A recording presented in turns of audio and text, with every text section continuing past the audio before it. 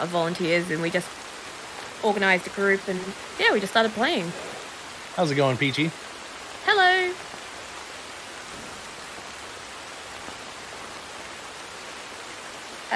Hiding? We're showing. Did you break it? I am.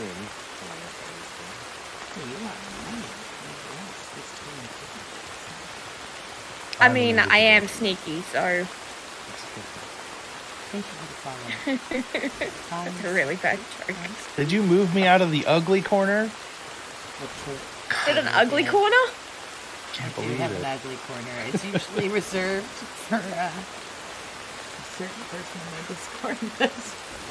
That's funny. I don't know why you're not in there. That's so bizarre to me. Yeah, I don't have any privacy settings. Everyone can see what I'm doing all the time. I moved the person talking because I'm there. Anyways, welcome everyone to the stream. I mean, I've got a similar one, similar role in my Discord. It's more of a, this person's my arch enemy. This is my mortal enemy.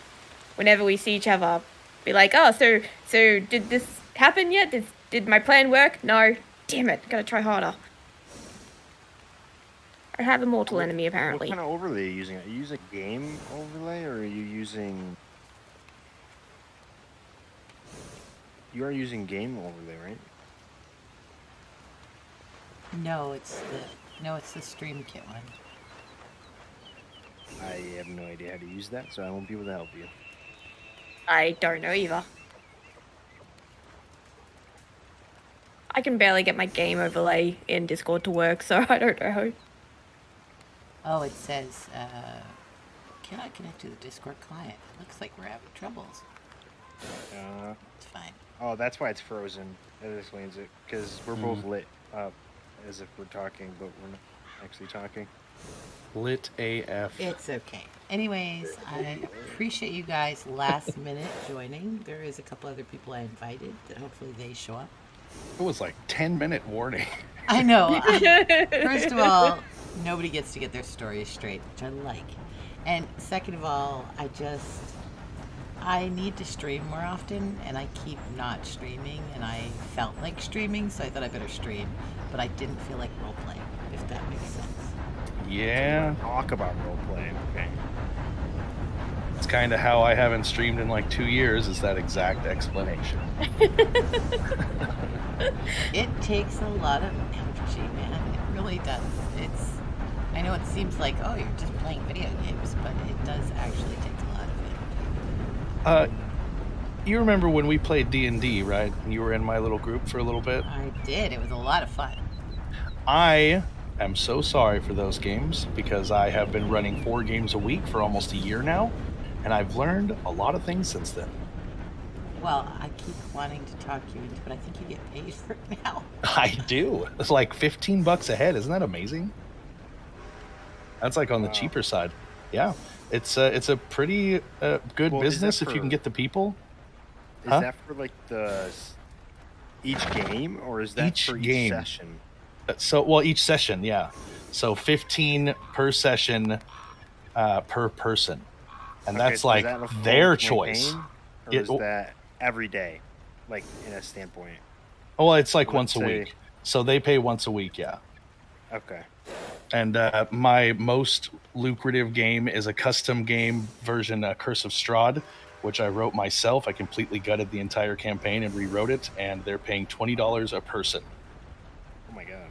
Yeah, it's amazing. It's like 6 players, so it's amazing. We get to play pretend for 4 hours a week, and they pay me for it. It's like, whoa. DM, by the way, Discord. I'm gonna get paid. I hate to say it like this, but if you have problem finding players for your games, start charging. I'm having a problem with my overlay not working. Why is it like boost it? No, it's just a different. No, it's just a different clientele.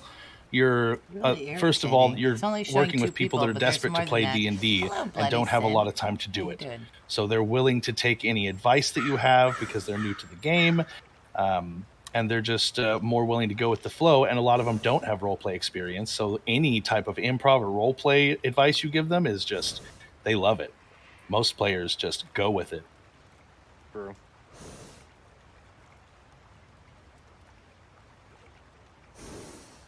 Anyways, don't get me started on D&D. I'll talk about it forever. You did say that. You did say this. D&D is role play, okay? And it's a different creature for sure. I don't know how. I really want to have this overlay so people know who the hell's talking. Is there one in? I mean, you have to have a game open in order for it to show up, and it only shows up. Irritating. Okay. Is that like a stream kit from the server? Yeah, it's that just overlay. It's one I've used a lot. So like the little looped graphic. Oh no, it shows who's talking. Like it'll show our icons and our name in Discord, and it'll show who's talking at any given time. I'm at the actual game. Are you in Red Dead? No, that's just a video. Okay. That makes more sense then. I'm trying to work out where you are. Like where the video is. I think that's by Valentine. I was gonna say, looks just outside Valentine. I was gonna say Blackwater. I wouldn't say Blackwater. Definitely out Valentine Way. If you go about 2 camps past where that like pit is with all the dead things in it, like the serial killer shack, you know, it looks like the turn that leads down to that covered bridge. Yeah, or it looks like the spot with the rocks in the middle, like the large rocks that you can't really get onto. There's like one path to get on them, the really large. Is it over near the waterfall? Near Wallace? I'm gonna find it in game now. No, I don't think it's Wallace. I think it's closer to Valentine than that. Yeah. Oh. We're getting sidetracked again. This is roleplay. Well, just because we've all had like 2,000 hours in Red Dead doesn't mean anything. I haven't played Red Dead RP in some months. No, you're really good at it. A lot has happened. That's what I'm going to say. So this is where we're going to start. So if you could, I'm just going to work out how to get your names on the actual stupid screen. There we go. If you could introduce yourself. So I'm Peachy Coaster. For people who are in my chat, I'm going to guess you know who I am. If not, I currently play Chrissy Snow, one of the Dead End kids on the Red Dead server. I play Kipper, who's an Irish girl who works at the Road Saloon. And I just made a new character named Toozy Lou, who I would love to roleplay with you.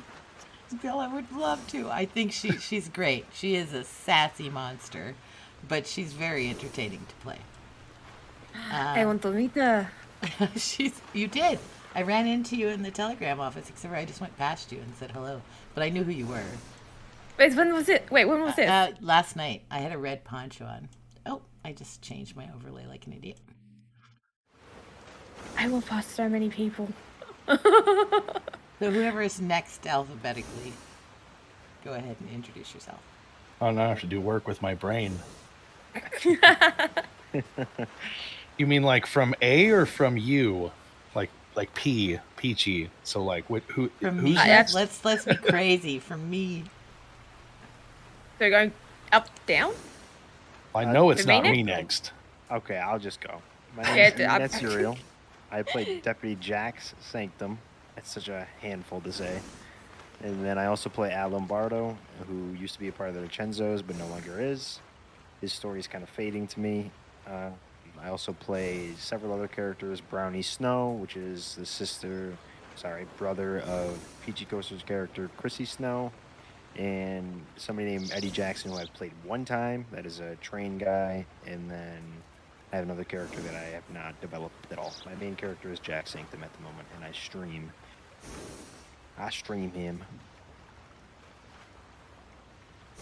So yeah, that is me. I like role-playing. You got socials? Like Twitter? It's all Ned Serial. Yeah, I got Twitter. I just now put it together. Eating that cereal. I've seen that name for like years, I bet. I just now. Sorry, that's great. I was this many years old when. You guys like my welfare overlay? Anyways, name when I was like 13. Same thing with Bildo. My friend looked at me one day when we got high for like the third time ever, and he's like, "Hey, your name is Bildo, Destroyer of Worlds." I was like, "I like that. I'm gonna stick with it. I'm gonna put some zeros on there and then keep it forever." Yeah, I always call you Bilbo. I've always called you Bilbo. Anyways, I've always called you Bilbo, just so you know. Always. I believe it. That's an acceptable alternative. I'm a professional Dojin Master, or however that sound is made, right? I get paid to play pretend. I play Ezekiel Morningstar, as well as Lisa Scornando a long time ago.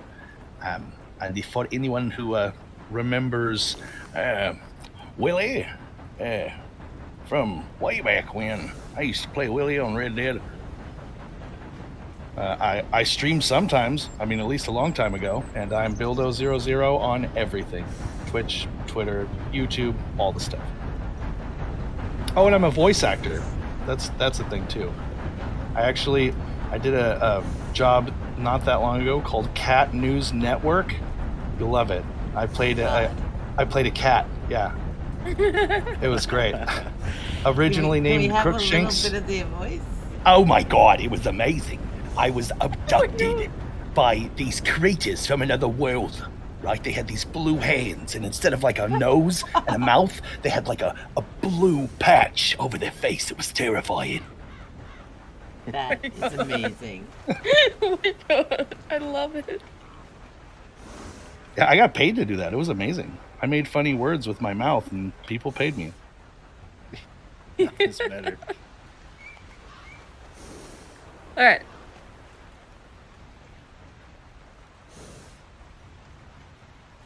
Oh, really? Oh, I did not know that. I don't think we got to interact much, sadly. It was a long time ago when Willie was attacked in the middle of the night, and he used that opportunity to steal a corpse and fake his death. Oh, good Lord. Yeah, it worked out pretty well. Everyone believed it. I don't think we need to break the bad news to him.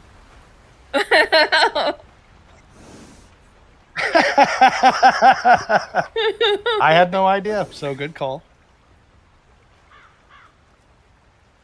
All right. Hi, I'm Sneaky Shadower. I play on the server. I play Isabella, who is the French lady who's now a medic, formerly of Van Horn. I play former sheriff, now Deputy Jones. I also play Azula, but she's a rare character, and I don't think I have any other currently active characters other than them. But yeah, those are all my characters. I play Isabella, Jones, and there's 2 Abigail Jones, by the way. There's 2 of us now. I don't know if you guys are aware. True. There's 2 Abigail Joneses, and it's freaking me out. It's very confusing. But yeah, they're the characters I play. Interesting. I just steal all my... Like that? What was that? You don't stream or anything like that? No social? I do stream just on the rare occasion because I'm also full-time studying and casual working, so whenever I get a chance, really. And yeah, Sticky Shadow is my Twitch. Well, there you go. Now, I actually have had the pleasure of role-playing with these people on different servers and stuff in different games, which is just delightful. Actually, Jack Sanctum is currently on Atlas with Bilbo's Morningstar character. You've met him in game, I think, Bilbo. Remember the wizard who showed up? And then I built the wizard tower. I do, yeah. I do. You don't want a long time no see. I do play a pretty mean wizard. You really do. And we've all been playing Atlas Sneaky, and like Empty Dome's on there, and Classic Steve was on there. We just had Goose was on there. We had a bunch of WildRP people running around Atlas. It's kind of died down now, but it was a lot of fun while it lasted. Well, I still log it every day. Is this on Darkside RP? Yeah. I assume. Oh, okay. This I haven't is been on there in a while. This is legitimately the first day I've taken off of Dark Side since launch. Like, oh, wow. it's a problem. I fixate like whoa. That's also why I know all the things and am selling information about where they're all at, like in character. Oh my god. So people think I'm a wizard. It's a great roleplay. And to be fair, he's loaded. I'd get notifications on my screen for him selling books for like 4 gold. So I mean, and that would happen like every 5 minutes. I make 100 gold a day easy with Ezekiel. The Navy That's man. impressive. It is actually legitimately impressive. So I am interested to know, when did you start roleplaying, or why? You can answer both or just one part of that question. I think we'll start with Serial. Okay. I started when I was 11 or 12. I used to play Gary's Mod. One of my close friends, his name is Dex. He doesn't like to be called that anymore because of memories of his character. That's his nickname from his character. But anyways, he got me into this role-playing server. It was all text-based. It's called Half-Life 2 Roleplay. So it was basically a schema made on, which is like a game mode on Gary's Mod that was based off of Half-Life in the lore of Half-Life. So you'd have like cops as the Metro Police, you'd have Combine, all that stuff, all that generation stuff, universe stuff. And I basically just started on there, and I did it for a really long time. I fell in love with it, and I started making my own servers with another buddy of mine and doing like admin stuff and like causing really nice scenarios. It was all text-based, so there wasn't really any emotion. However, you'd have to paint the picture in your head, so /Vs would be very detailed, talking and stuff like that, like saying what accent you have so you could get a picture of it, and kind of painting the room. There were no real animations or anything like that, so it was very, very different from WildRP, a lot different actually. And then, let's say maybe 7 years after doing all that, I went on to GTA Roleplay, and I ended up falling in love with that. And then I saw To Jam Jar streaming WildRP, and I was like, holy shit, like this is awesome. And I watched him for weeks and weeks until I finally got the courage to apply, and I applied, and then I got in, and I was like, hey. And now I'm here. I'm role playing on WildRP, and this was like a year ago. So I've been doing it for a year, and I love it. And then obviously Atlas and stuff like that when they come up. And I loves roleplay. And that first year role playing 7 Days to Die as well. Oh yeah, that's right. That's right. We did do that. But I am very curious, Sneaky, how did you get into roleplay? I don't think I've ever asked you that, and I know we've been open for years. Yeah, it's been I want to say about 6-7 years now. For a wide range of different games and communities and such. The first proper RP, not text RP or anything like that, or like a once-off kind of thing, was I got invited to play on Mr. Moon's Rainy King server. And yeah, just went from there. We moved over to Ark, did some Ark RP. I ended up finding myself in Twitch RP, and yeah, went from Ark to Atlas, GTA, Red Dead now. There's a lot. I did a little bit of Daisy.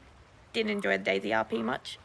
But yeah, the main reason I got into doing roleplay was Mr. Moon. That's who I used to watch, and I wanted to be a good role player like he was. Probably not better, but yeah, and now here I am.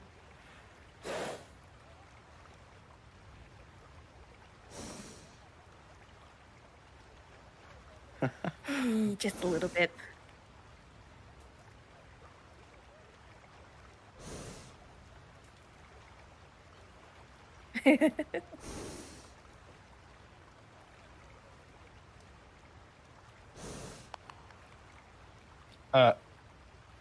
Not at all, actually. So I just always like to play pretend and did that a lot, even whenever I started making content. Actually, I think it was Spazzy and some other League of Legends player that got me into making content. I was going to make League of Legends content. Did you know? I was going to get famous. Dear God. So I played that for a while, and when that didn't work out, I dedicated wholeheartedly years of my life to play Hearthstone. Ooh. Yeah. Hot shit. Worked out really well.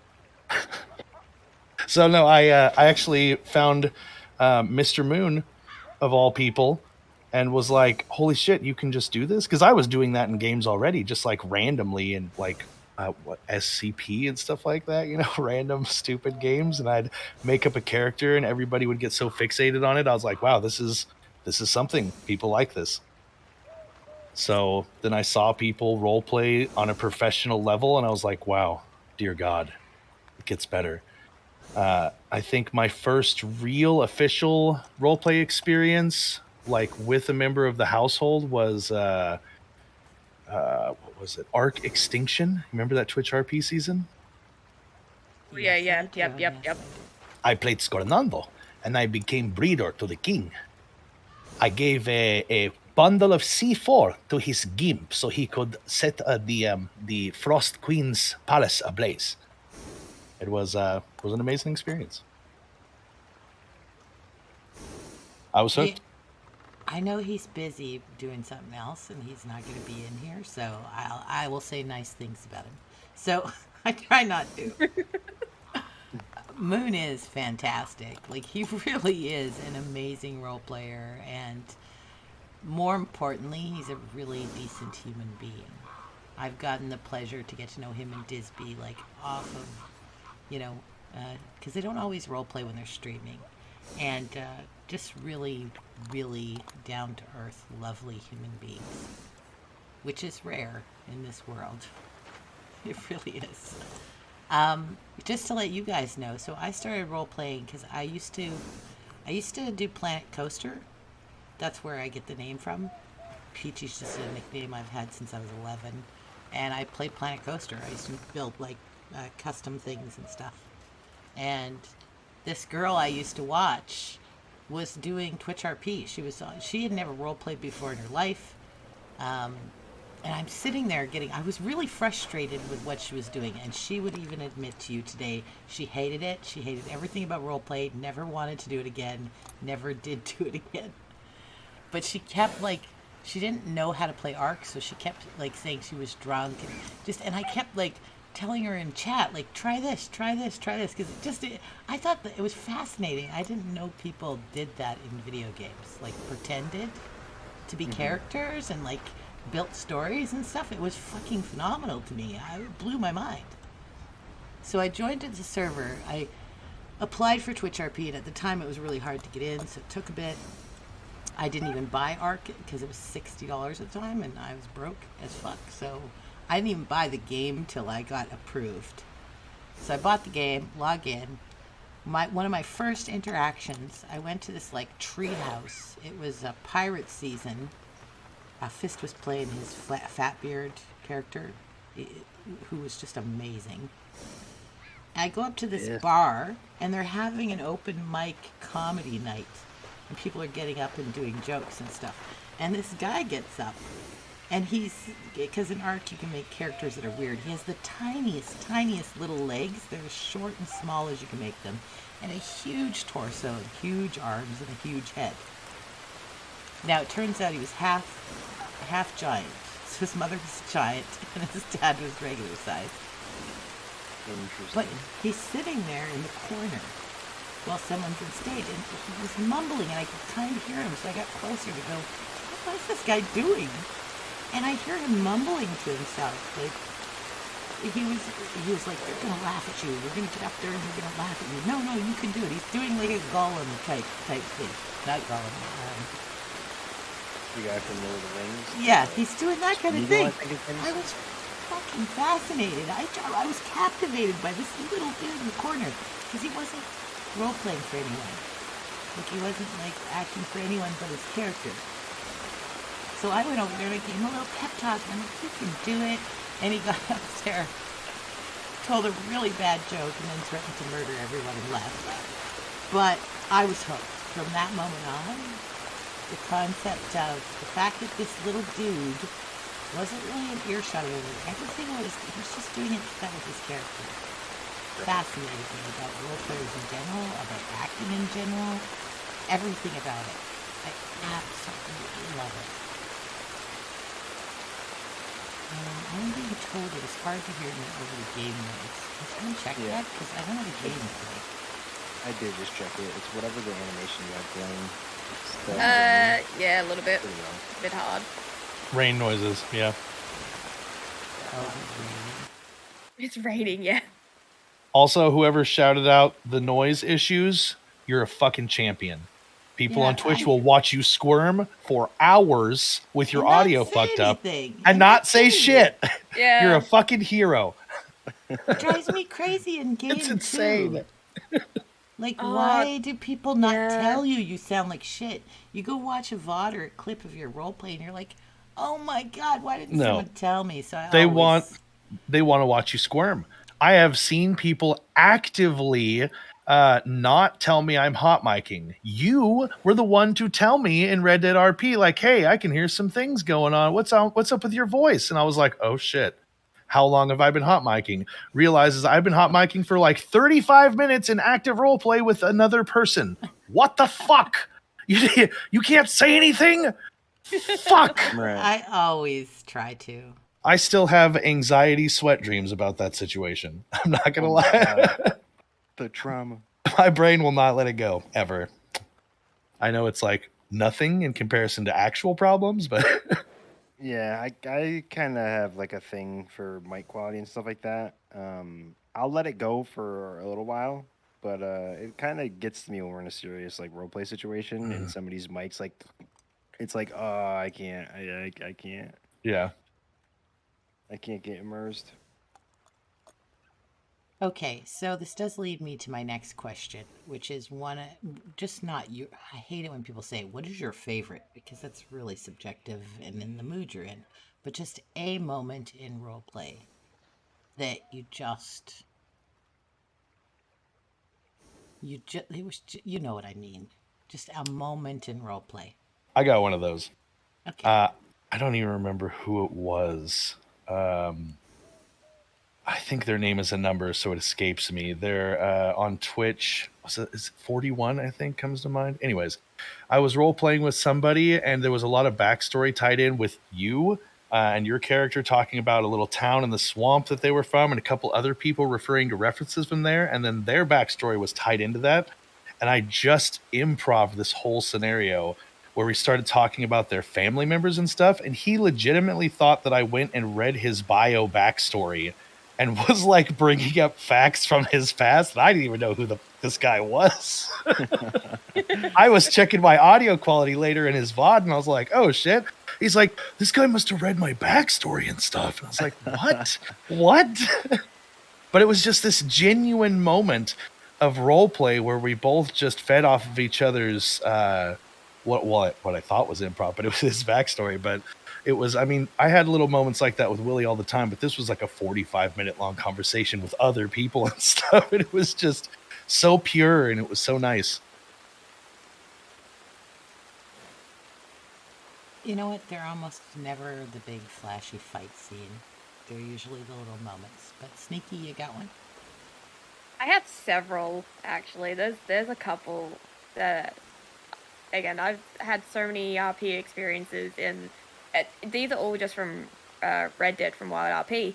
The first one was Deputy Jones and Ortega, Deputy Marshal Ortega, just sitting at Ortega's dad's grave and just talking. It was very emotional. It was a very emotional scene and such, and it was amazing just how everything went and such. What else was there? There was the end of the Cunningham storyline, when Jones got kidnapped. That whole scene trying to rescue her and Georgie, and what the law did and how they got him, and that was amazing. And probably shouldn't bring this one up, but when Isabella got set on fire. I knew you were going to say that. I knew you were going to say that.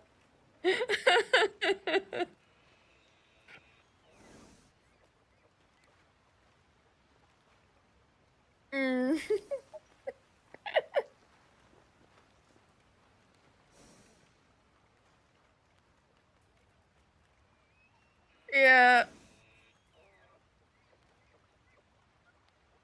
Yeah, I could have been there too.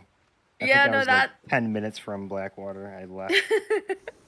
Yeah, that was a scene. I literally only went to Blackwater to play blackjack.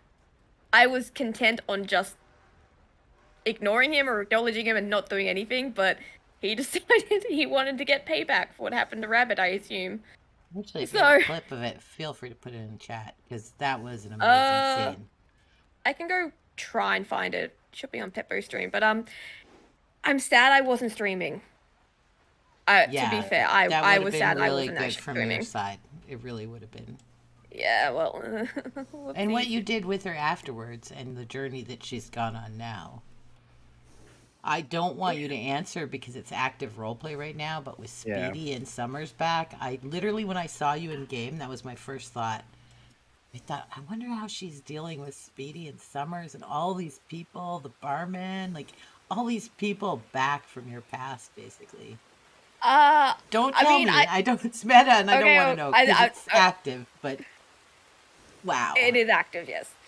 All right. I won't say anything. If anyone has any questions, they can DM me. But still, I won't say what she's feeling or what's going on or anything like that. I did find the clip, by the way.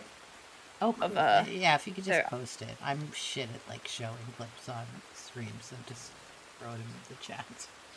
Yeah. No, that's all good. Drop the link. But I did message Peppo at one point much earlier saying, hey, if you do something to either just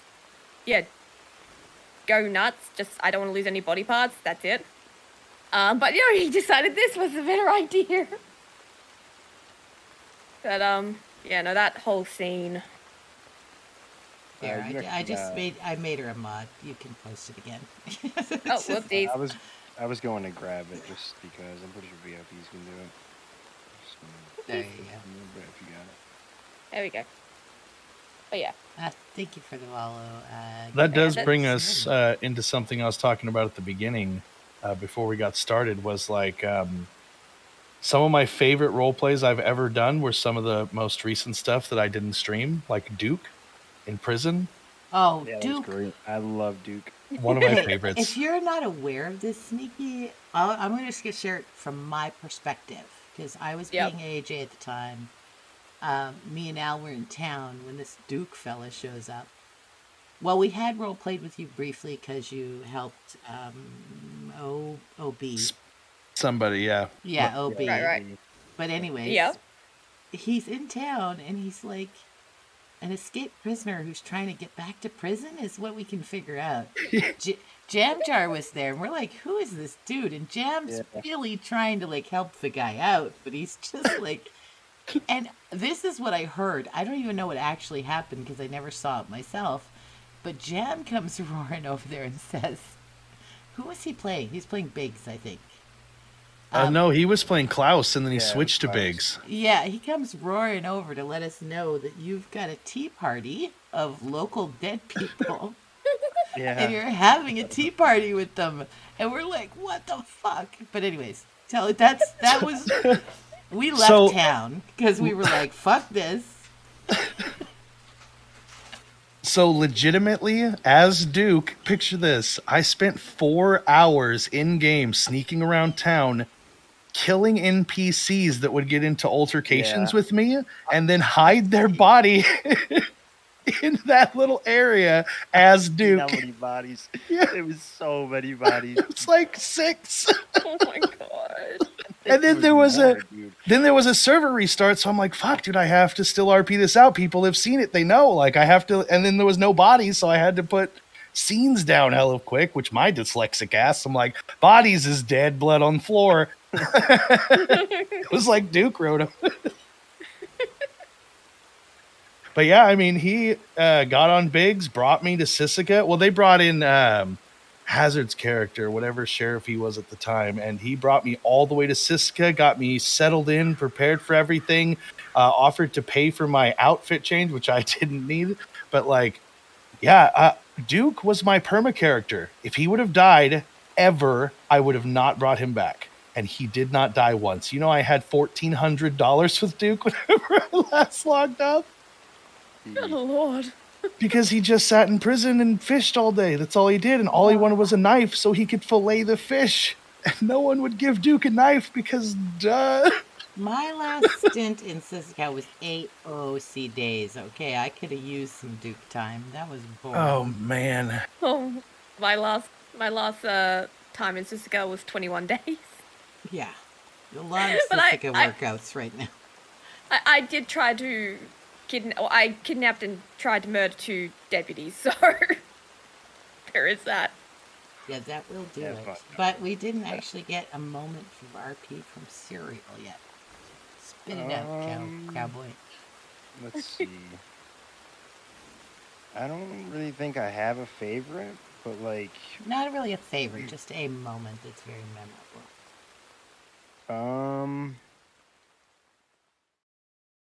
I had a moment, but all this sidetrack talk kind of got me lost in the moment. Oh, I got a notepad up, and I'm reminding myself. I just thought of another one for me. Yeah, so there was a time where Al first got into the crossing, and I'll talk about this one because it was shaping Al, how the way that he wanted to conduct his story and stuff like that. So there's a fella named Remy. He was a drunk guy who played... I don't even know who the person who played him, but his name is Remy, and he was really drunk. Could barely understand a word that came out of his mouth. But there was some conflict happening between Biggs and Biggs's brother, Monroe.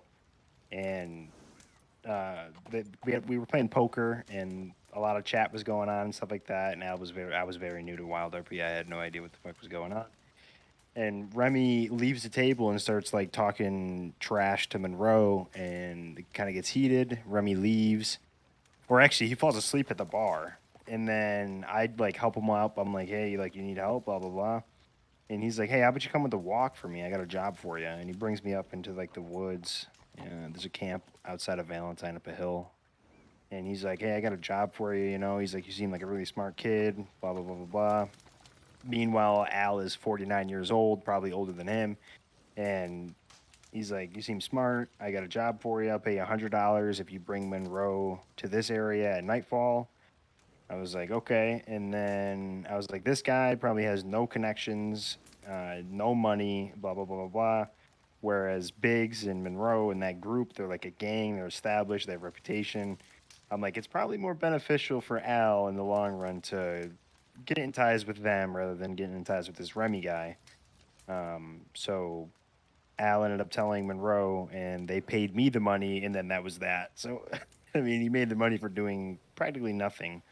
But that was like one of the first serious situations that I got into. So yeah, that was that. More recently, every time that I do the morning thing and the nighttime thing with Al, that gets me a little bit emotional with AJ and how she passed away and how he's feeling guilty and blah, blah, blah. Like he talks to, every time that I log in as Al, I talk to AJ, even as she's dead, and I have like sad music going and stuff like that. And it's really immersive. It's really immersive, and it kind of gets me into the mood of the character, and it helps me go throughout the day as him and with his actions, still having AJ in his mind. But I think that's...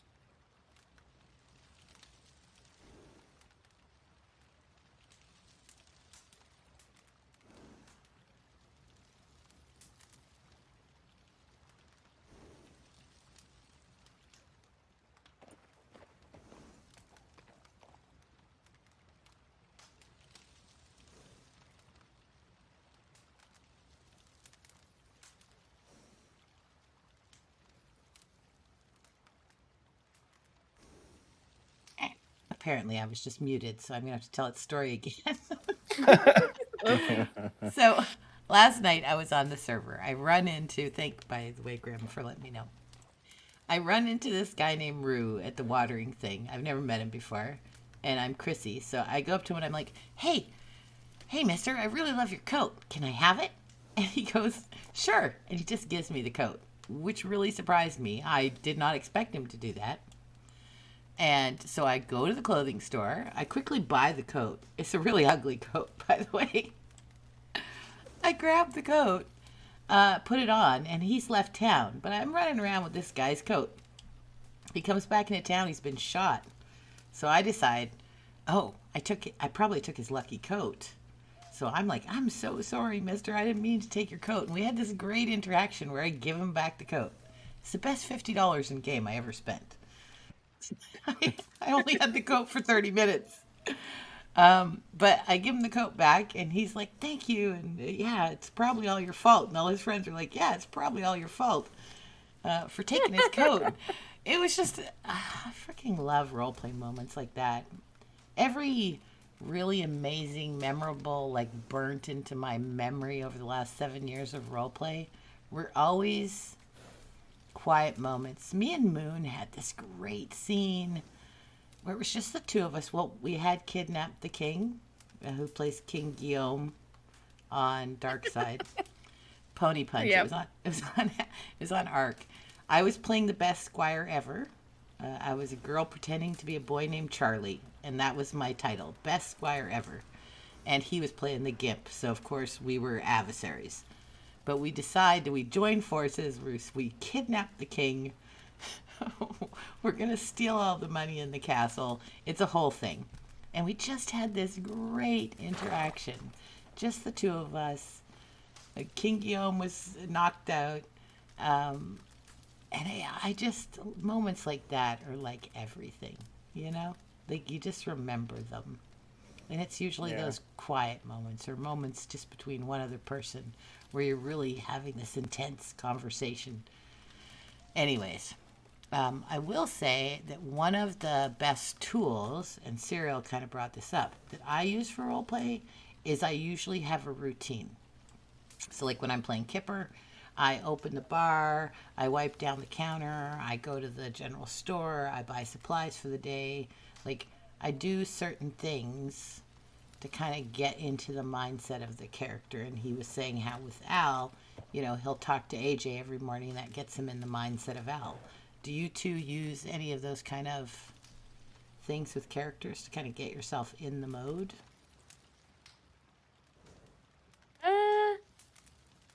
Generally with Isabella, and I guess similar to Jones, it's basically I would wake up, go straight to check my telegrams, because I might have a telegram from Julius or Phoenix or God knows who. And then I'll head straight to the medical office and just go through reports. And similar to Jones, check telegrams, see if my husband has somehow telegrammed me. God knows where that man is. And then, I would go on duty and check reports. We have to check reports as soon as we jump on. Well, we don't have to, but it's recommended. You definitely should. It's recommended. Like, Righty and Wanted wouldn't give me 2 minutes after, like, going on duty to check reports. So I was like, not my fault if I missed something. They wouldn't give me 2 minutes to check reports.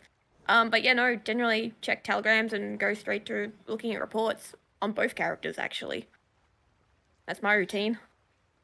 Yeah, getting in the Jax, I'm sorry for cutting you out, Bill, though, but getting in the Jax is just using his voice. If I use his voice and I'm in his character, like, it's just as simple as that with him. With that, it's a little bit different. Very curious, Bill. Morningstar has to have some sort of routine. I just clicked it. You didn't cut me off, by the way. Actually, utter chaos. I don't have any type of routine that I do. I just start the day not knowing what I'm going to do, and I start sailing. So Morningstar is my go-to D&D character. So I have played 20 different Morningstars, and each one of them is very unique. Most of the time, they have some arc where they start doing drugs, and then it is just bedlam after that. Interesting. But yeah, he's a wizard every time in D&D. That's why I'm very wizard adjacent in Atlas. Even when I played Ezekiel in Red Dead, I made TNT and I tried to do all the alchemical things and mining. And I tried to be as much of a wizard with him as possible, even in non-magical scenarios. I never once called myself a wizard, and then everyone just, I mean, it's the hat, obviously, but more than that, I'm purple, and I just give off a super wizard vibe. Dispense knowledge. You have wizard vibes. There's no doubt about it. Strong wizard energy. More than anything, I let my backstory influence. So I have story beats for most characters like that are just broad. Like Ezekiel is from London. He went to Cambridge University, which I think actually existed in that time. I'm not positive. Cambridge is hell of old.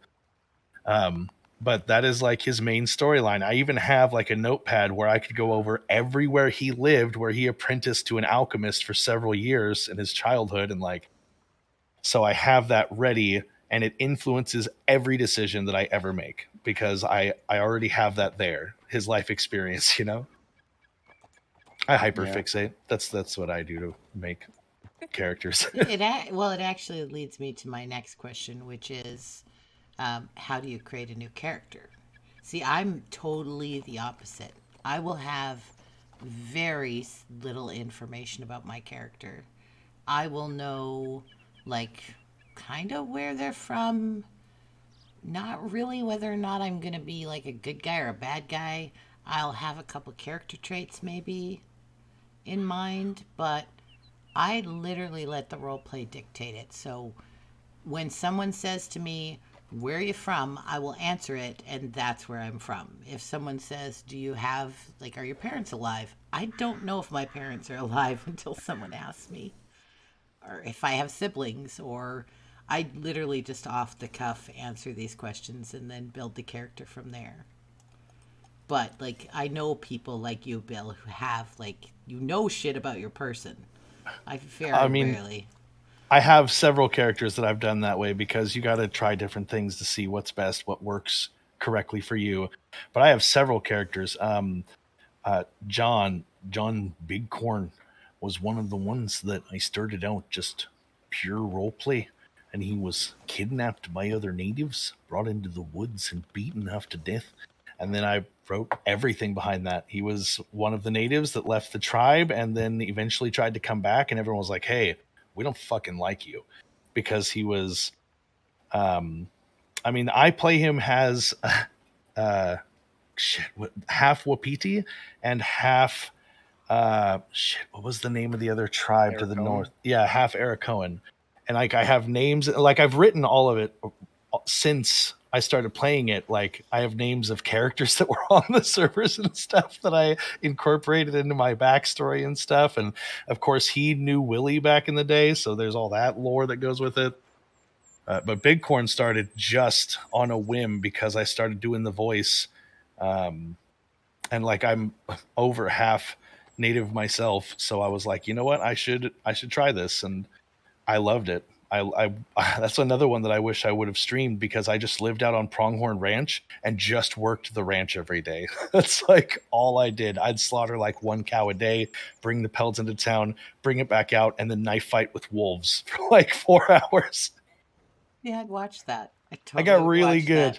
I got really good at killing wolves with melee weapons. I for like Chrissy Snow, I knew that she had like her way of dealing with trauma or bullies or anything like that was to try and make everyone feel good all the time. Like an extreme case of that. So like my brother, who's played by Serial, who is just a mess of a human being, she was constantly telling him how handsome he is and you're so strong and I don't know how you do. You're so much better at everything than I am. And like I knew that about her, but that was about it going in. And it's just turned into an entire thing. But how do you create a character, Sneaky? Are you a planner and a writer? Well, here's the thing. So I use characters I've made in the past from other games and that. So my first character, Raven Benetti, she was originally on Darkside RP on the Ark server. I could have been the queen of the castle. I should not have given that up. And I brought her in, but I didn't give her much of a backstory or anything like that, other than her name and that she came to the crossing. So I didn't put much thought into her because she was my first character. My next character, though, Jones. Again, Abigail Jones is another character I played on Ark, but that version was a child. She was 8. So I made an adult version, and I added more details. Why she became a lawman. So why did she become a lawman? Like, who's her family? Things like that. But the thing with Jones is I wanted her character to develop from her being nervous and not, like, lacking confidence, to being a deputy and working through all that to where she is now. And she's been through so much that it's shaped who she is now. Similar to Isabella. But for Isabella, I did a bit more research on her as well, and I actually started listening to TV shows with characters with French accents, basically, so I could get into the mindset. That's why I like to say Cherie a lot, because there was one character who just kept saying Cherie, and I'm stuck with it now. But yeah, but I wanted her character to be shaped by events as well, so I didn't give her as many details. Basically who her family were, her name, why she came to the crossing, and let things develop from there to where she is now.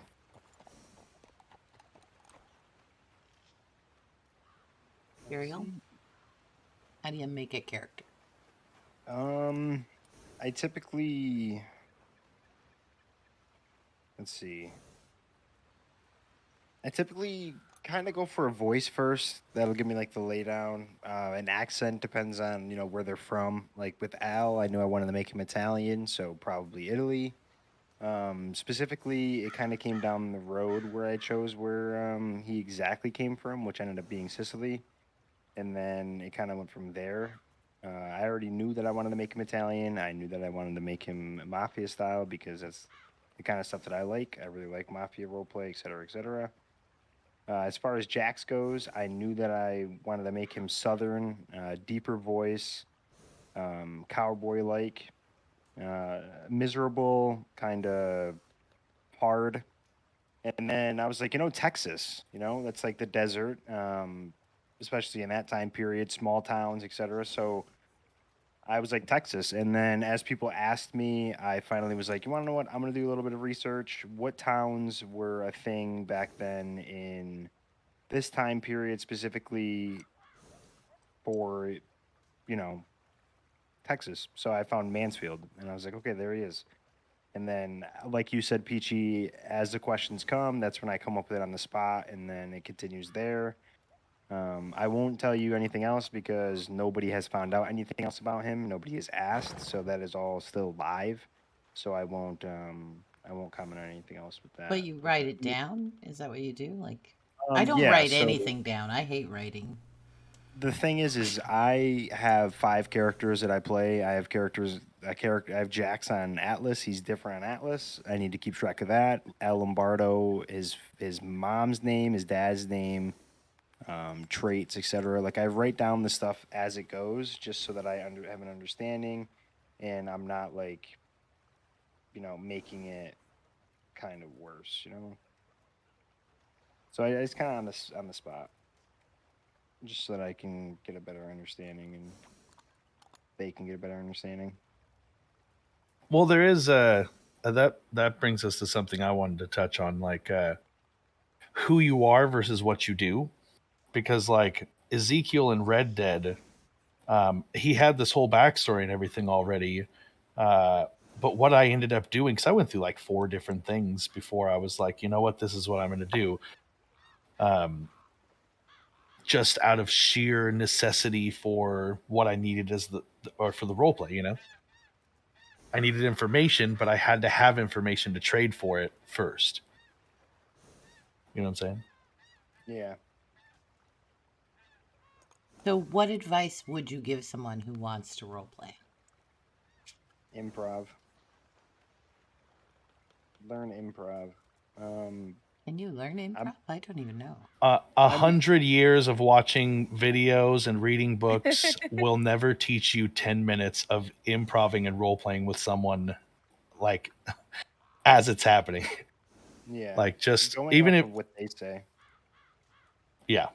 Listening.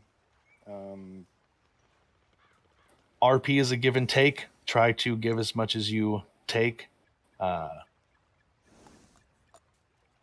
On top of that, quest giving and kindness. Be kind, but not overly so. Try to quest give as well as receive quests when people are open to it. Well, I've just been looking for this leather pouch for a couple days. Can't seem to find it. I know where to dig, but I just can't seem to find it, you know? You don't want to rush the RP kind of thing as well. Like, you want to take your time with it. I know there are some people who want to be like, let's do this now. No, let it, what people slow burn, call a slow burn. Yeah, and that can be some of the best RP. True. A lot of people say conflict roleplay is the best, but Boo. it really depends. Depends on the conflict and depends on if you are comfortable with it. If it's going the way that you want it to go, but also in favor of the other person, then by all means, it could be really good. But after being a part of the DiCenzos, I'm kind of staying away from conflict roleplay. So it keeps finding its way to me anyways. But even that wasn't even your fault.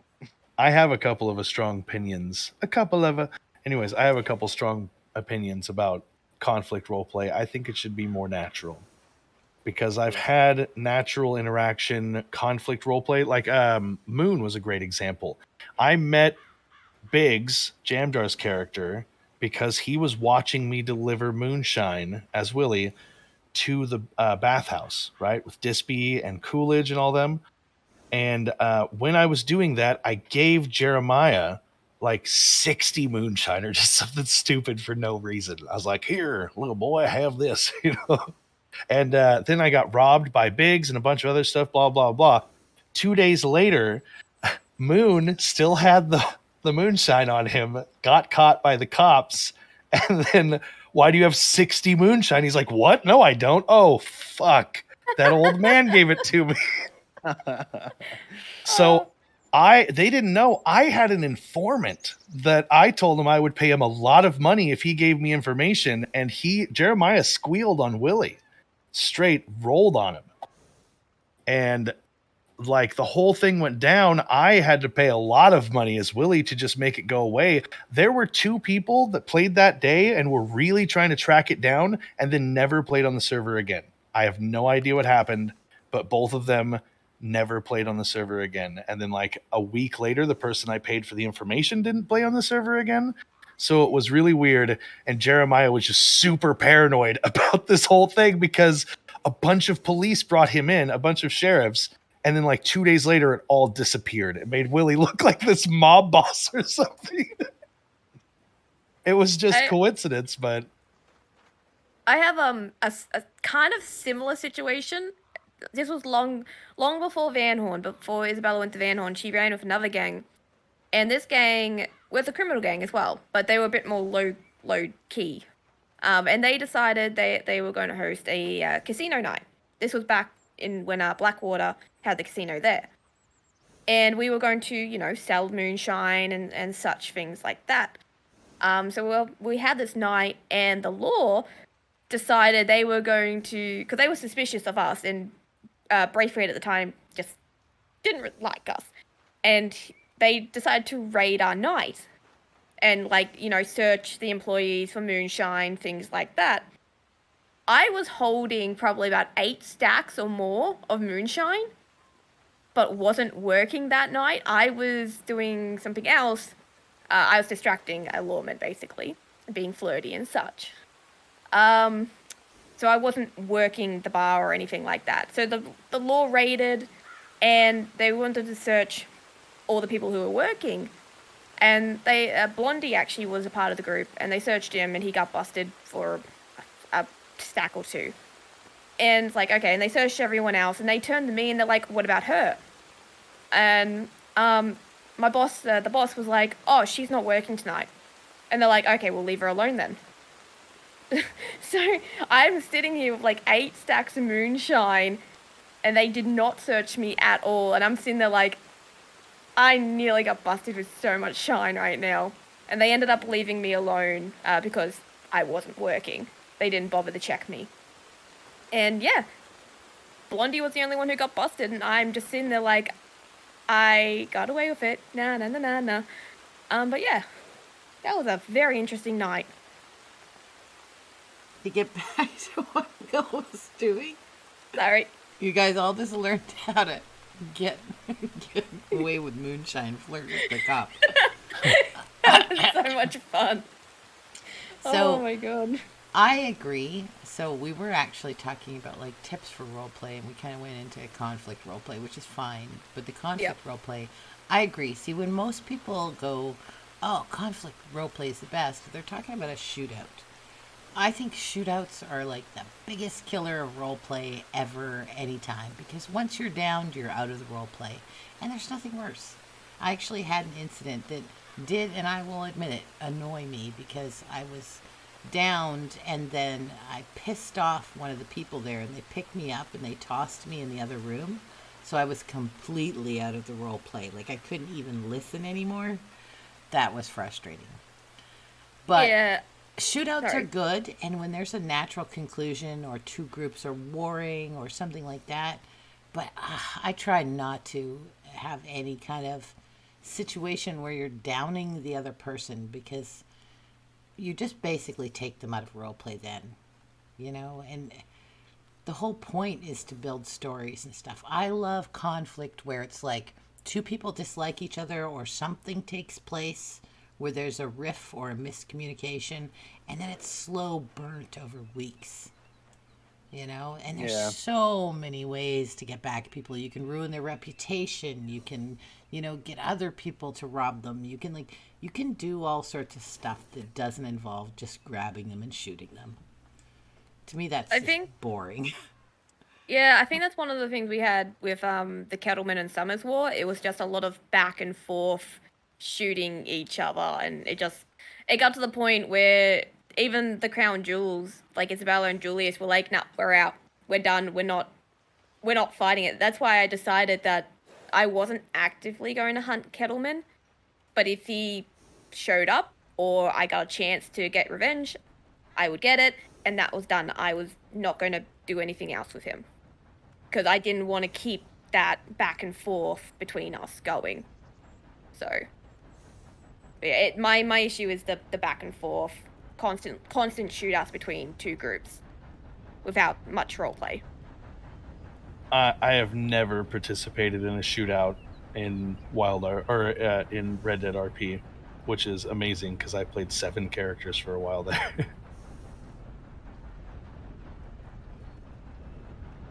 The amount of shootouts I've been in just from lore is amazing.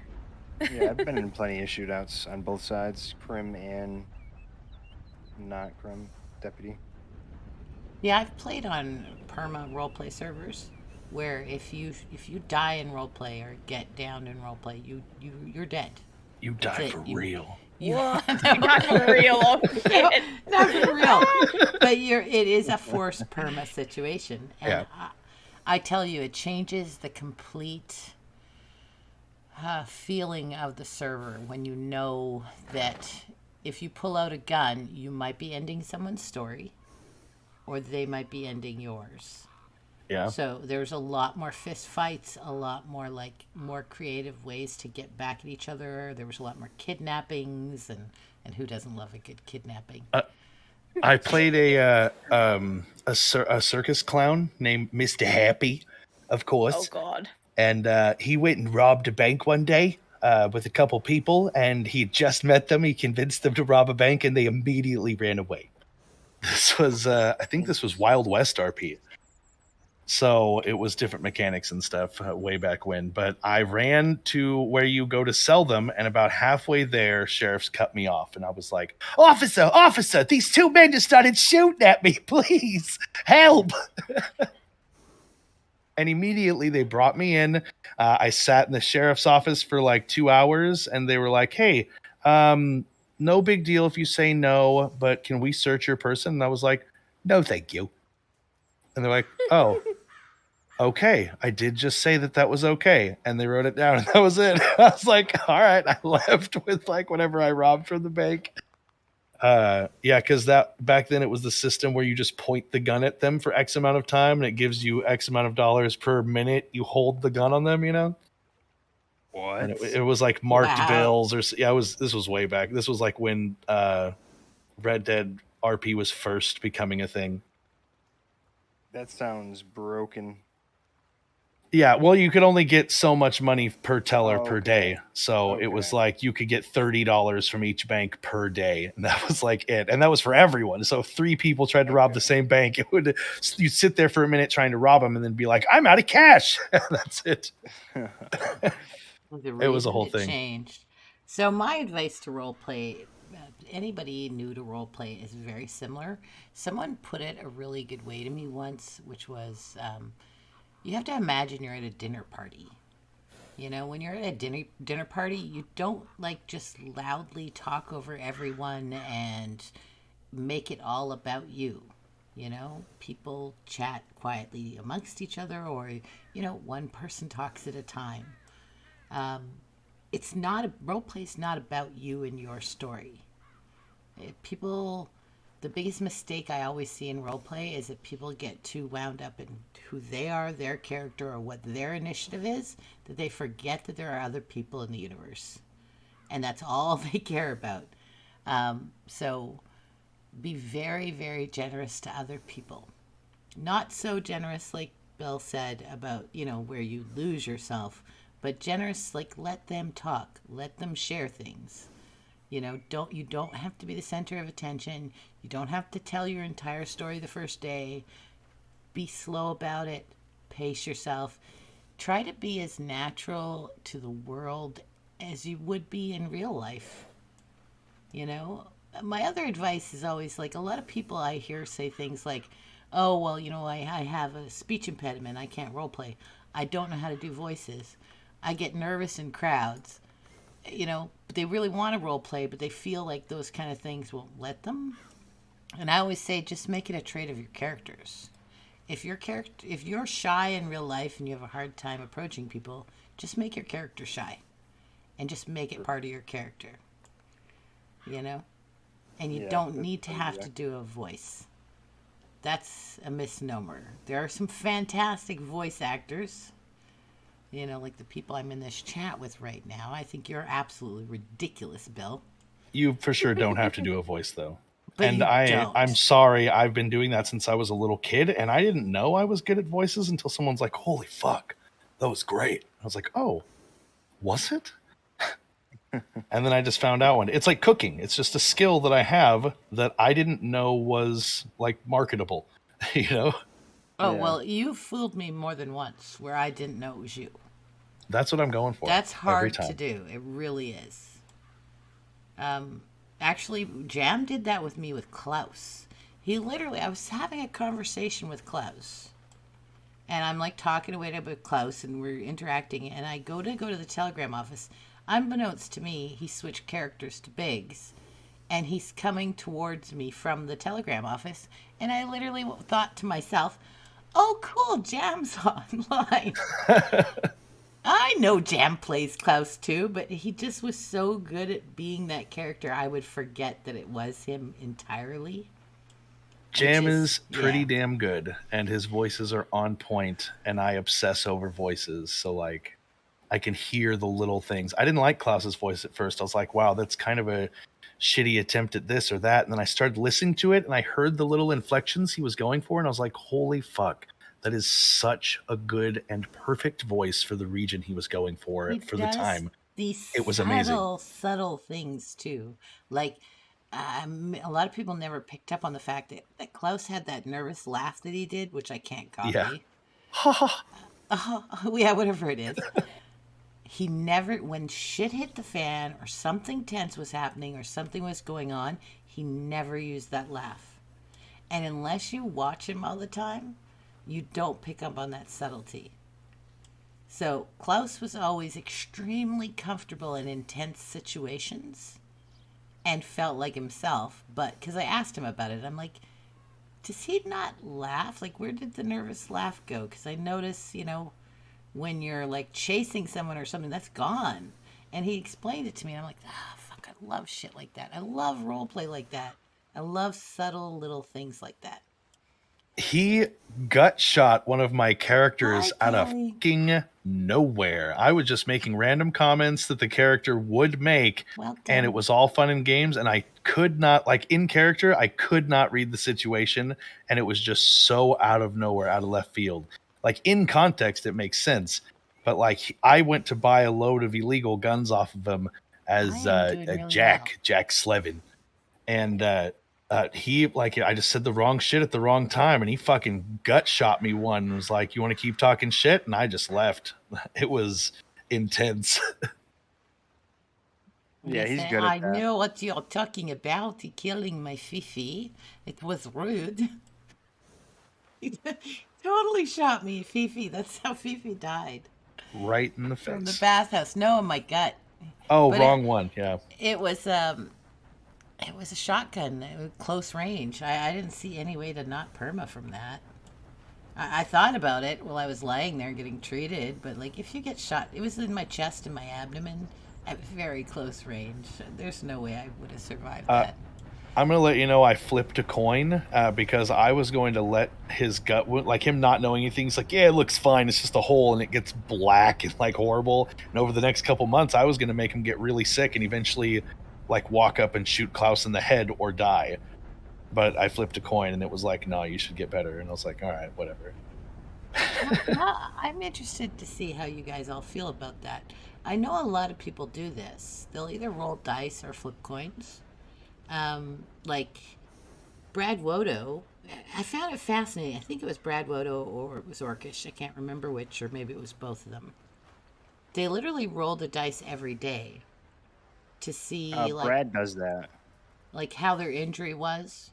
Yeah. Or like, I know Orcish was doing one where his deputy was really injured and he was taking morphine, and he would roll the dice to see what his pain level was that day, so it would inform how much morphine he would take that day, and that's how he was going to figure out if he became an addict or not.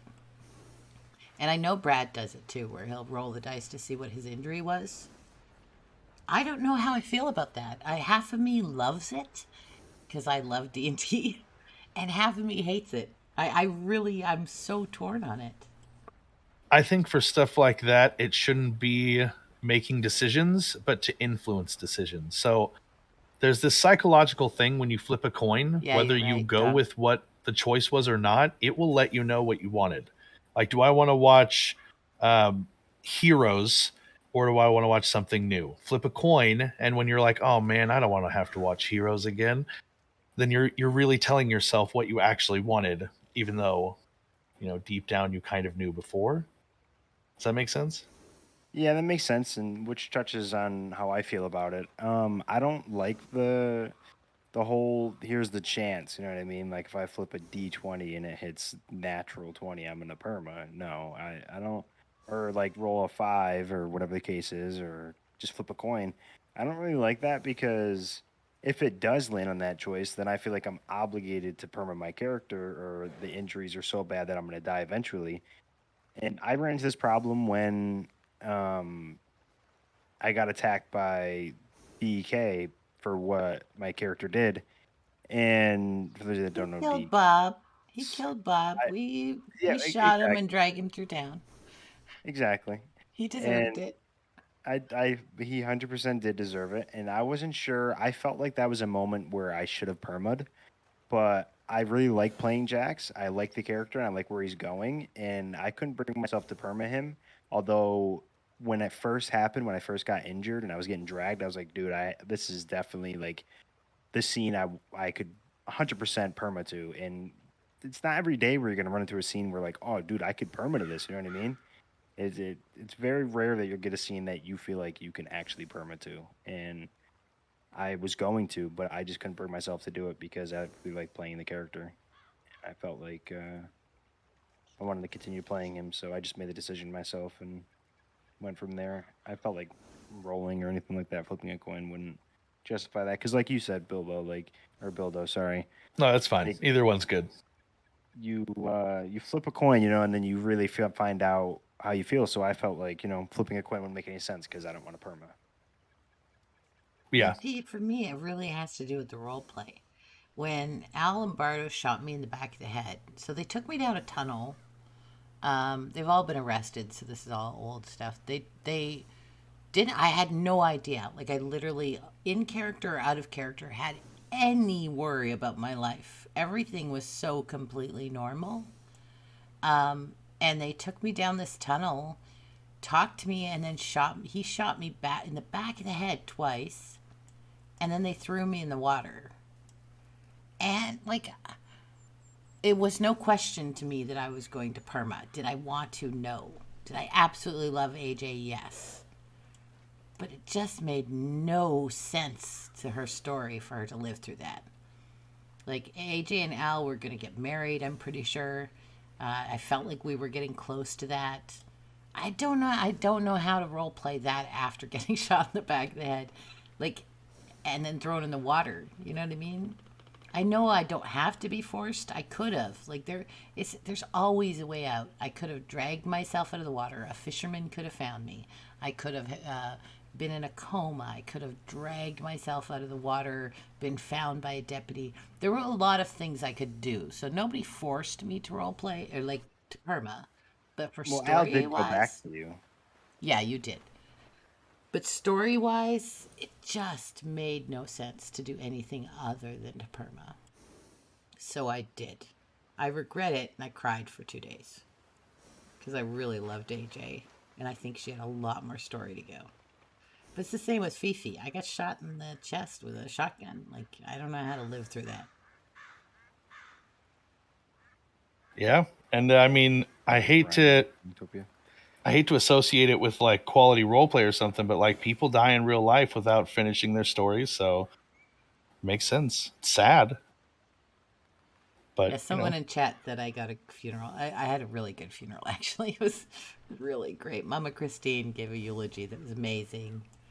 And I couldn't make it due to a cache update. Or due to an update to Red M. Sneaky, you're muted. But I'm on voice activated, so I mute when I'm not talking. Any thoughts, Darwin? Generally with me personally, I don't do the roll the dice kind of thing. But if I decide that the story is done, it's done. But I also have, each character has a perma condition, 100% perma condition. So if this thing happens, I die. No ifs, no buts, no, it's 100% condition. I'm not going to tell you what all my active characters are, but I can tell you what Raven's was before I actually decided the perma to something else. But Raven's perma condition was if she got shot or stabbed by Renee, she was going to 100% die, kind of deal. But that's generally what I do with my characters, is I give them a 100% perma condition. If that happens, they die. Do you come up with this condition as the story goes, or do you as the story goes already? Okay. Yeah, no, as the story goes. Because Raven didn't originally have one, and then the things that happened, I'm just like, you know what? With how things are between her and Renee, if he ever hurts her, stabs her, not like punching or anything, but if he ever stabs her or shoots her, then she'll die. But and each of my characters have these conditions, and again, I won't tell you what the active ones are, but because I keep them secret, kind of deal. That's a good idea. Yeah. Yeah. I do like that. I also used one that I didn't think I was gonna like, and I really enjoyed it. The 9 lives rule. Oh, Myth has done this before. Yeah, where you if you die 9 times in like a roleplay scenario, then like the 9th, that's it. That's your last life. And it sets up the story. It makes it naturally lead to roleplay in how in other ways it hasn't before, you know? So 9 lives is in like you get shot 9 times down, then I wouldn't say shot. I'd say life-threateningly shot. Yeah, and in roleplay scenarios, if I'm like downed by a cougar in the wilderness somewhere, like I'll consider it depending on how many people know I'm there. But if it's just random and nobody knows about it, it doesn't push the story in any way, then like Right. I won't count that. But I've had several characters that like if they died, that was it. I had a character that like no one met, like 3 people I think, and his name was Green, and he was a cannibal that lived in the woods, and yeah, he dressed like a big bear, and he would pop out on people with a .22 rifle and rob them, kidnap them for a while, try to get them to eat raw fish, and then that was about it. Let them escape. I might try the dice rolling thing at some point. Just for other decisions. Someone said Tazara does it for, not for big things. She just does it like, is she going to trip? That kind of stuff. I might try it. I do like the gauge the injury with a 20-sided dice. Like how I'm feeling for the day if I broke my arm last week, you know? Yeah, that's pretty good. I should have done that for Jack. I actually still do that for Jax. But, it is very much like a modern masquerade if you think about it. Like the whole thing. Yeah. Yeah. And it is kind of realistic too, because one day maybe you're not, or I mean, you do something that day and you are injured, like you have a messed up leg or whatever the case is, and you don't feel pain that day as much as you would another day because of what you did the previous day. You know what I'm saying? If that makes any sense. Mm-hmm. But fascinating though. It's going back to the roleplay advice. I just wanted to say, be giving. You mentioned cannibals, and this brought this back into my head. I've noticed that cannibals don't tend to last too long, and I feel like that's because it's a different style of roleplay, and maybe some people don't enjoy that. And of course, reaching out to the OOC before you do something would be beneficial, so that you make sure that your roleplay isn't just getting stagnant. It makes it a lot better if you're being as given as possible, but also make sure you're being given in a way that makes sense and that you're comfortable with alongside the other person. Don't just like, because I've run into this issue as my deputy where I feel like I'm being way too given. Like I ran into Eddie Braithwaite the other day and he was wanted and he's no longer wanted now. But the point is that Jax probably more than likely would have recognized him because he's the person who shot him. So more than likely he would have recognized him, but I played it off as if like I got injured and I don't really, it's very like foggy as to what happened. But I feel like maybe I should have definitely recognized Eddie Braithwaite and arrested him, because I was literally like face to face with him, talking to him, and I let him play off that he was somebody else. Well, there is very much like, because of the time period and everything, like, would you be able to play it off and actually bring him in? Or in an hour, instead of other backup showing up, are people going to show up to break him out and shoot you in the head? Yeah, I was alone too. You know, that played a factor as well. Like if I'm risking it, I have a limp. Like I can't run. You know what I mean? Like exactly. There's not much that I could really do. Yep, the time period too. Like I just think that. Like, I know that it's going to sound really weird. I know cannibalism is distasteful. However, I just don't think it was as shocking as, like, some people just act like that's the most outrageous thing they've ever heard in their life. I just feel like in the Wild West and in Atlas, in those time periods, there were tales of this happening. Like, this was not, people being hungry or... trailblazers not having any food and having to eat one of their members or something. Like, I just don't think that. I think it's a very modern thing to be so disgusted by it. So none of my characters ever are totally disgusted with cannibals.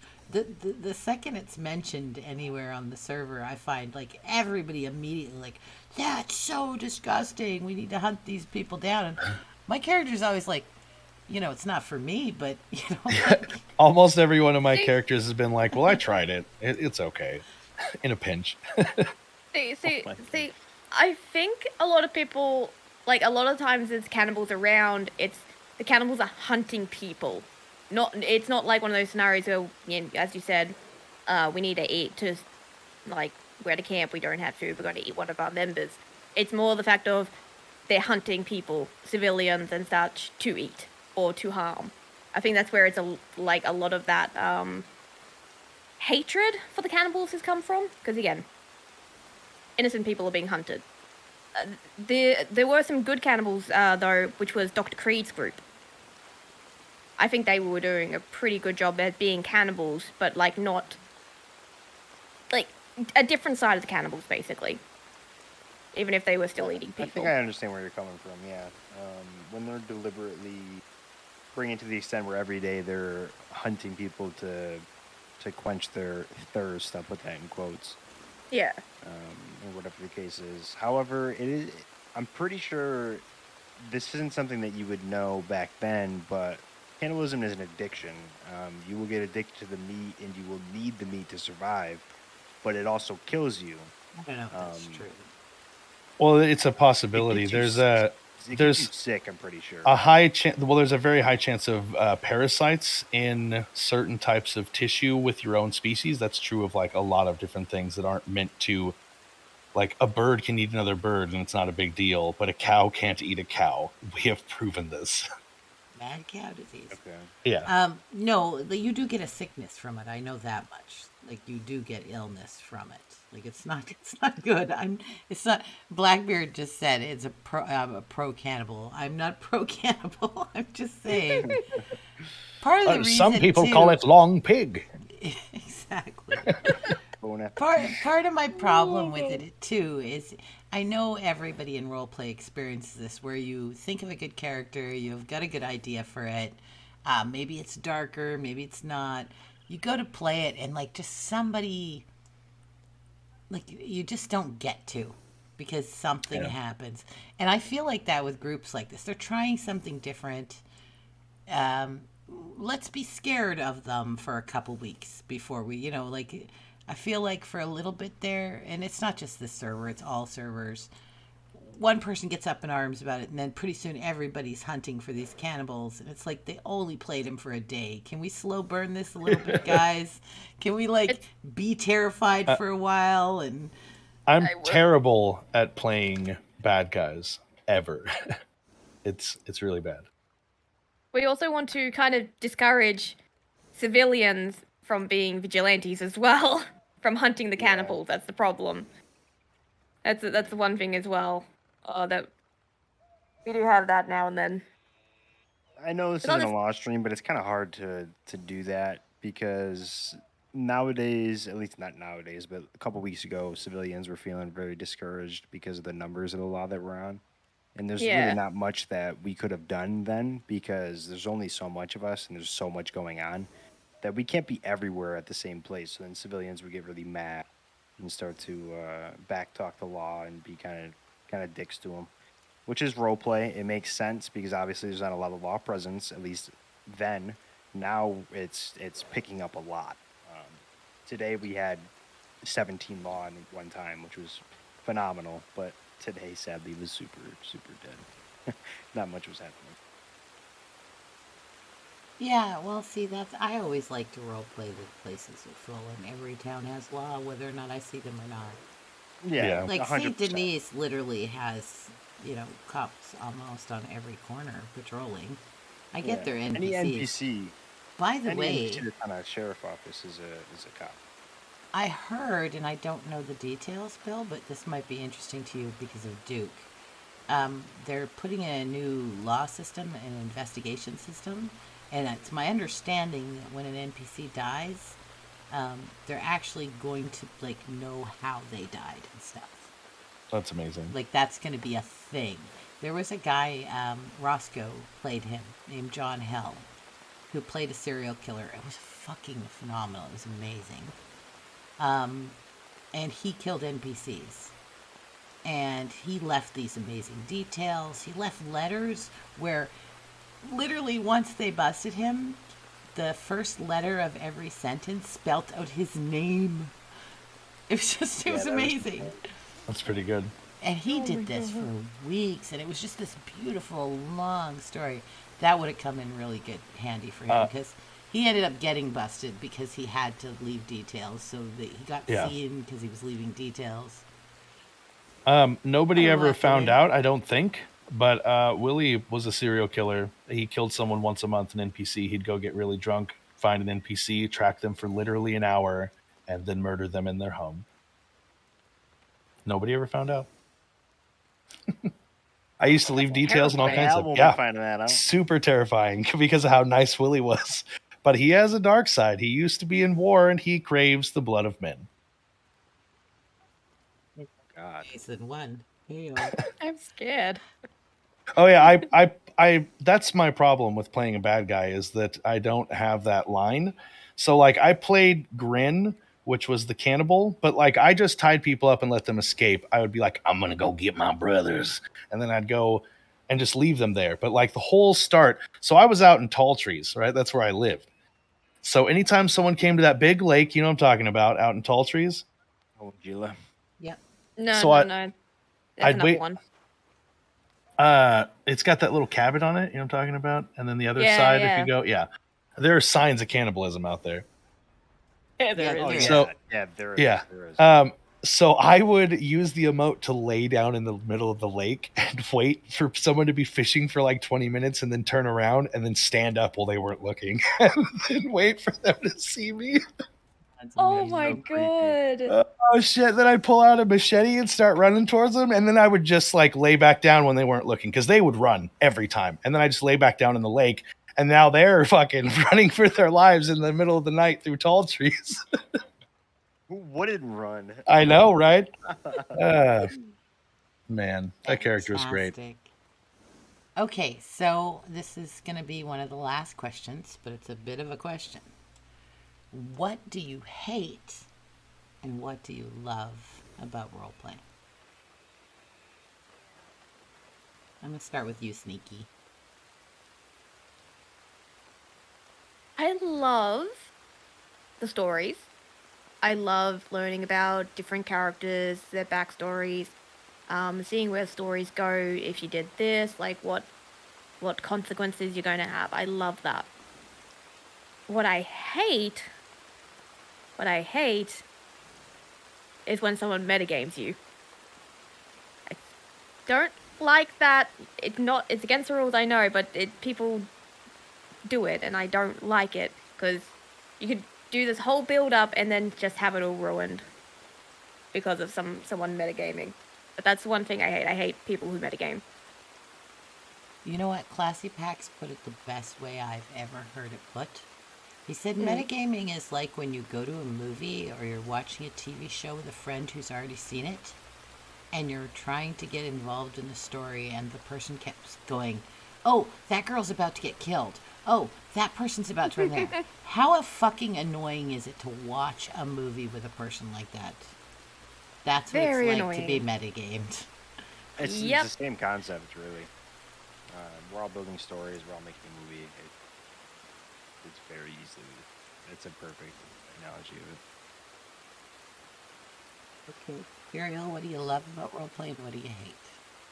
I like being in scenes that make you sweat or like get your blood pumping or make you really feel in the moment, like any sort of emotion that you would feel from it. Like, let's say sadness, like, damn, this person's really going all out. Like, they sound like they're crying. It's a really emotional scene. And then, like, you start to feel it, and that puts you in a character as well. Or maybe your character doesn't care and you don't get put in that emotion, or whatever floats your boat. But I really like those scenes. I love that feeling and the creativity behind it and the story that it's driving, and it feels really nice. What I hate is... to be honest, there's not much. However, people that aren't being too given, let's say you are a serial killer and you aren't giving the law or anybody really anything to go off of, that is something that can ruin people's experience alongside. However, you might be trying your best, and I'm not bashing anybody who doesn't do or not saying they don't do it the right way, but try to be as giving as possible to lead it to somewhere and lead it to a conclusion. Don't drag it on forever. Like, if you get into a major conflict between two gangs and, like, people, it just continues to go on and on and on. It seems to end, or people can't get involved into it because there's not much to go off of. especially in questioning. I've noticed this a lot as a law person. A lot of people don't like to talk. Back then, the law was a lot different than how it's perceived in WildRP, corrupt officers, etc., etc. But give something, Don't say, "Oh, I don't know what you're talking about," even though damn well like you were there, like don't, you know what I mean? Give a little bit, whether it's initials to a name, a type of like clothing that is worn every day by that person, whatever the case is. Just lead it to an end. Don't drag it on forever and feel like you're immortal, because you should be caught eventually, or something should happen to progress story amongst everybody. But you can drag that out a little bit. You love and hate No, roleplay. That's a whole list right there. I mean, power gaming. Oh, I had my rope out, which is technically a lethal weapon, so you shouldn't be able to draw your gun because I'm threatening you and you're not valuing your life. Like, that whole thing, shitty metagaming. I mean, there's a whole list. IRL influences. That's what's so pure about Moon, is that I don't care what is happening in the real world. He is such a pure role player every time. You could be his best friend, his worst enemy. It gives zero fucks. He will role play the exact same no matter what. I love that. Honestly, NPC life. I think everyone should play an NPC one time. And you know what I mean? Like a civilian that's just full give RP at least one time, to understand when you see somebody that is purely take RP, so that you know not to be that. What I encourage people is if you're playing a Crim, you should try Law, to see the other side. That's what I did. I started playing Crim. I was like, you know what? I want to try the Law side, see how they feel in situations, see what the other side looks like. And then I really got to understand, and hopefully the next time I play a Crim, I'll have a better understanding. So, what I really love about roleplay is the little things. First of all, I consider it an art form. I think it is I think there's just some wickedly talented people out there, because it's not just acting. We're not just reading a script. There isn't a director telling us which direction to go. We are all improving, and nothing is prearranged. It's all unscripted. So it takes, when you get like 20 people involved in a situation and everybody is heard and everything like is conveyed and the story happens, and like, wow, does it, like, the fact that was not planned, no one knew where to stand, or it's an art form, and it's a really good one. But what I love is the little things, man. Oglethorpe, played by Trenchmonth. When Baz used to say, what did he used to call him all the time? I can't even remember now. Oh my God, why can't I remember that? He called him the wrong name all the time. Dingleberry? Dingleberry. Yeah. He called him Dingleberry every single time. Trenchmonth always says Oglethorpe. Like, it's subtle and you don't catch it every time, but so every fucking time. Moon, in his whole, says the Gimp, after everything he fucking says. Those little things, man. And it doesn't even have to be that. It can be Wallaby Kid's hat. Wallaby Kid's hat is like, it just makes that character, and it's just these little touches. It's the right lighting at the right moment. It's the right word at the right moment. There's just those moments in role play where you completely forget everything and you're just there in the moment, or someone is so authentically them you just can't stand it. That's what I love about role play, and it's thoroughly addicting. When it's good, it's good. And what I hate about roleplay, you guys covered a lot of good things. I 100% agree with Cyril. I really hate clickiness. I don't like it when people Like it makes sense, like the Summers gang, I'll just use them as an example. It makes sense why they wouldn't just chit chat normal people. They're really hardened criminals. But I don't like it when there's a circle of people and you don't feel welcome to join them. That is odd to me. I always try to include people. I always try to involve people in a conversation. If I see a group of people and they're just kind of standing around and no one's talking to them, I go up to them. I go, "That's a really great coat," or "Hey, I really love your hat," just to engage them. Because especially when you're playing a new person or you're new to the server, it's really hard to step into stories that have been going on for months and months. So I try really hard to include people. The other thing I absolutely hate is RP checking. I think I've talked to Sneaky about this before. I fucking hate RP checking. Just let it go, okay? Like when people come up to me, my French character, and just start speaking French to me because I'm playing a French character, I must know how to speak French. It's embarrassing and it's awkward, and they're roleplay checking me is what they're doing. Or I've had that as well. Or, you'll say you're from Ireland, you're playing an Irish person, and then they'll start, because they're Irish or they know a lot about Ireland, they'll start, questioning you about the region you're from, and it's just like, why are you doing this? Okay, you're smarter about Ireland than I am. This is not, why? Okay, you speak French and I don't understand a word. Gotcha. I hate that. I think it's probably not meant it, but it feels demeaning to me, and you're trying to put down my role play. Okay, my accent's not great. Okay, I don't know how to speak it. I have a couple of responses now when someone speaks French. If someone speaks French to me, I'll be like, "Oh, you speak the language very well. I prefer to speak English because I need the practice." That kind of thing, and they usually get the hint, "Oh, yeah, English." And I actually had a deputy come up to me. I think it was Weller. I can't remember. And he's like, "Oh, how do you say this in French?" And I'm like, "I'm not helping you." And he's like, "Why?" I'm like, "Do you know how many people come up to me and ask me to translate for them?" No. He's like, "Oh, you do have a point there." I'm like, "Yeah, good, bye." And I left. But I've found a couple of workarounds to try and get out of speaking French, because the only things I know how to say are chérie, and that's basically it. I need to learn more language, actually. Yeah, but I know some of the phrases, but they're also Canadian French, which is different than other French. So even if I say it properly, I'm pronunciating it wrong.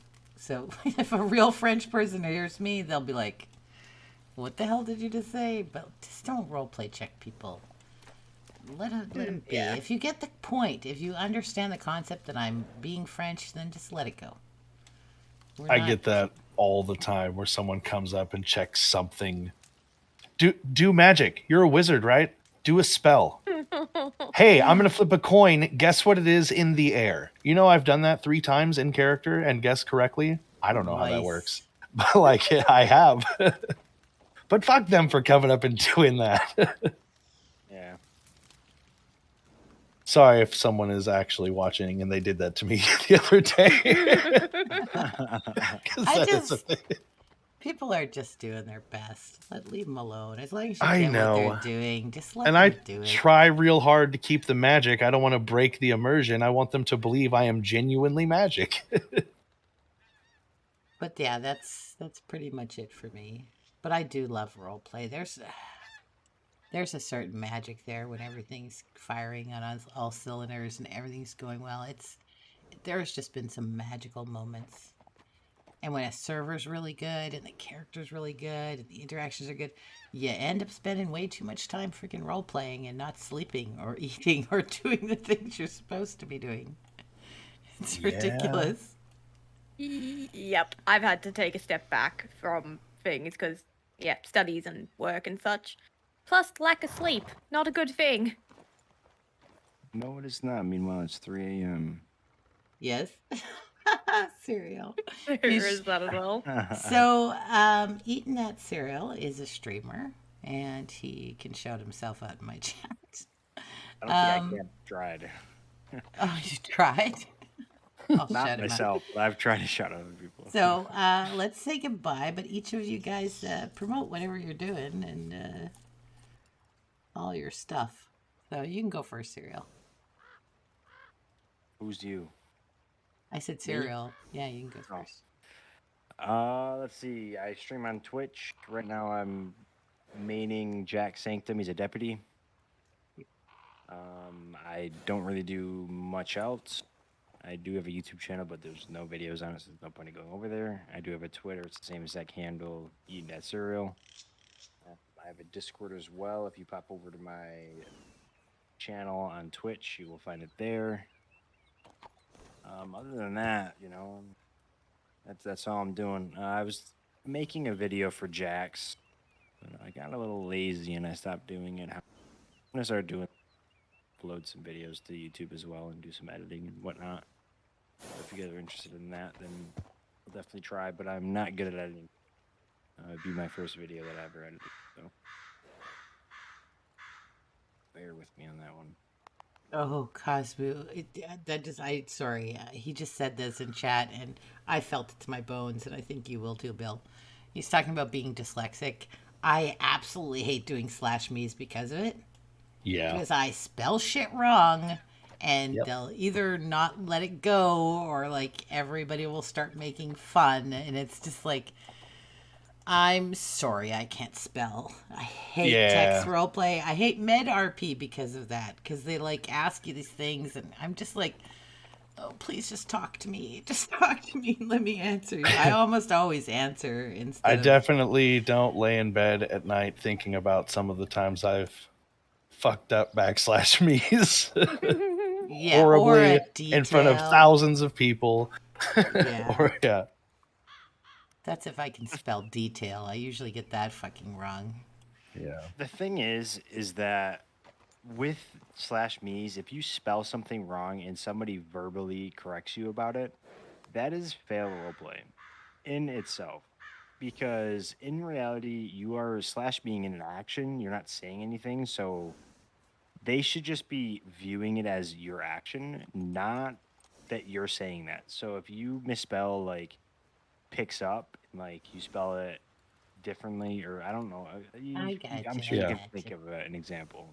Like they shouldn't be correcting you, but nobody's perfect. I also misspell things all the time, and I'm like, like I misspelled it. Damn it!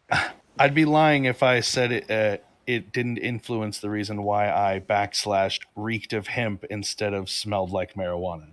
Oh my God, marijuana! What a word! What a word! Bill, promote yourself. Where do we get you to do our D&Ds for us? I am Bildo. I play pretend for money. I do a lot of different things for money. I'm a professional dungeon master. I have a Patreon, a Discord. I write and create custom D&D worlds. The latest one I'm working on is like a twist on Hansel and Gretel. So old lady saves an entire village of people by turning them into candy folk and then has them live in their hut. She's like a hag, right? But she saved everyone. But then one day these two pig children burst in and start eating everyone. They lock her in a room, eventually shove her into an oven, and you have to save the world. Well, now we don't have to play it because we know what happens. No, I mean, amazing. That's the beauty of D&D. If that happens, there are dozens of scenarios, and every single one of my games goes off the rails because that's D&D. It's like playing 10 characters simultaneously and improvising them as you go. It's great. Feel free to link your Patreon if you want to, Bill. Oh yeah, all that good stuff. I'm also a voice actor, so if you want to throw me a mild amount of money to make funny sounds in a recording, I do that. Make him squeal like a pig. You got a pretty mouth. Sorry, I'm sorry. I can do a pig voice, not an actual pig. That's disgusting. And of course, someone just linked your Twitch. Give people a follow, even if they're not streaming right now. They might in the future, and why not? Oh, and you don't have permission. 1 second. That's funny. It didn't tell me that. It was just like, yeah, sure, you posted them.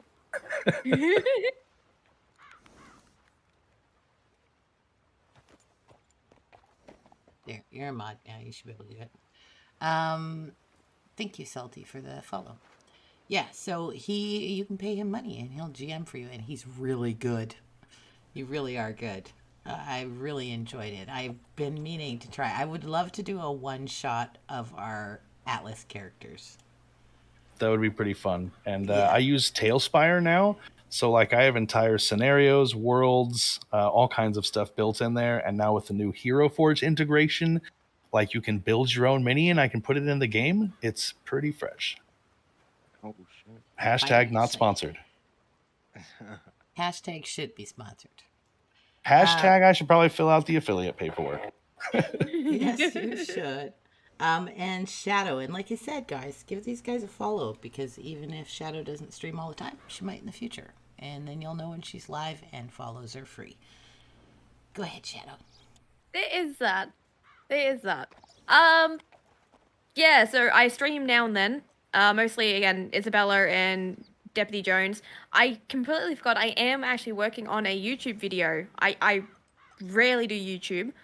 But I am actually, now that I think about it, working on a video around a certain incident that happened recently, and I'm not going to go into details because I don't know meta-wise and such.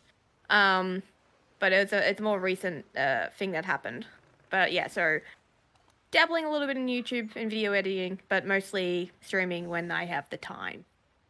That kind of deal. Yeah. I am Peachy Coaster, of course. You can follow me here. Like I said, follows are free. And I have a Discord too, if you do !Discord. And I want to thank all these guys for coming. I gave them no warning. I gave them no topics. I did nothing. Usually my podcasts are a little more organized, but I just felt like doing it, and I felt like talking to people about roleplay. So thank you guys so much. Feel free to stick around just to say goodbye. I'm going to just mute you guys for a second while I host someone. Okay, guys, let's host someone on WildRP.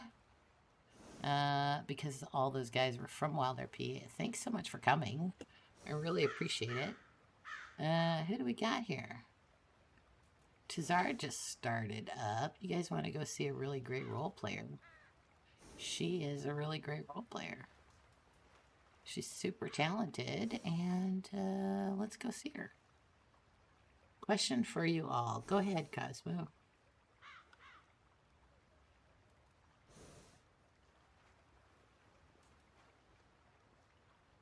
We're ending, but I'll answer before I go. You can also post questions in the thing. Thank you, Nova, for coming. Too bad you couldn't come on the podcast. That would have been fun. Actually, I would have had Elizabeth, and I can't say it right. Will the whole crossing be a jinx? Yes, I will be. If Ryan dies, I'll be so fucking sad, because he is a super talented person. I did a past podcast with Ryan, actually. That's really good. You can check that out on my YouTube, or it's one of my highlights.